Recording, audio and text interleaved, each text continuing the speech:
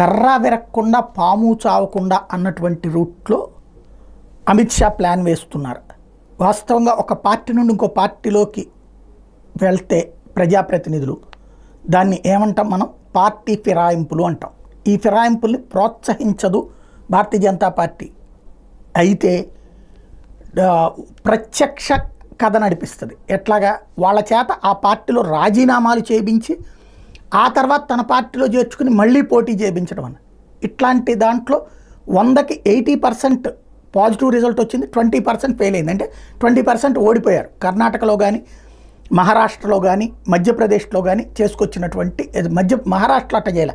మహారాష్ట్రలో 2/3 చీల్చుకొచ్చారు. కర్ణాటక మధ్యప్రదేశ్లో ఈ కాన్సెప్ట్ చేశారు. అందుకే అక్కడ కథ వేరుగా ఉంది. అదే కాకుండా రాజ్యసభ లాంటి చోట్లన ఇప్పుడు బలం అత్యధికంగా కావాల్సి ఉంది భారతీయ జనతా పార్టీ.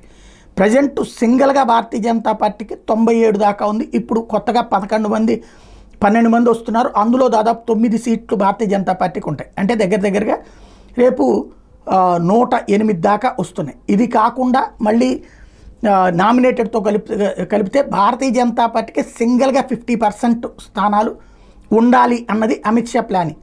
కూటమిగా 2/3 వైపుకి ఉండాలి అన్నటువంటి ప్లాన్ చేస్తున్నట్టు కనబడుతుంది. సంథింగ్ ఏదో బిగ్ డెసిషన్స్ అప్పట్లో తీసుకుంటారని మధ్యలో ఆగిపోయిన వాటిని నడిపించాలంటే ఖచ్చితంగా బలమైనటువంటి శక్తి కావాలని భావిస్తున్నట్టుంది. ఎందుకంటే బిజు జనతాదళ్, వైఎస్ఆర్ కాంగ్రెస్ పార్టీలను టార్గెట్ చేసి అందులో ఉన్నటువంటి వాళ్ళతో రాజీనామాలు చేయించి ఆ రాజీనామాలు చేశాక అక్కడైతే భారతీయ జనతా పార్టీ తరఫున, ఇక్కడైతే తెలుగుదేశం కొంతమంది, బీజేపీకి కొంతమంది ఇట్లాగ వస్తూ ఉన్నారు. కాబట్టి ఏదో 4 బీజేపీ వైపుకి వెళ్తారంటున్నారు. దాన్ని బట్టి చూస్తుంటే సంథింగ్ ఏదో అంటే సొంతగా బీజేపీకే హాఫ్ మెజారిటీ ఉండేటట్టు, అలాగే ఎన్డీఏగా 2/3 మెజారిటీ ఉండేటట్టు చూసుకుని ఆ తర్వాతన సంచలనాత్మకమైనటువంటి బిల్లులు తెర మీదకి తెస్తారా అమల్లోకి అన్నటువంటిది చూడాలి.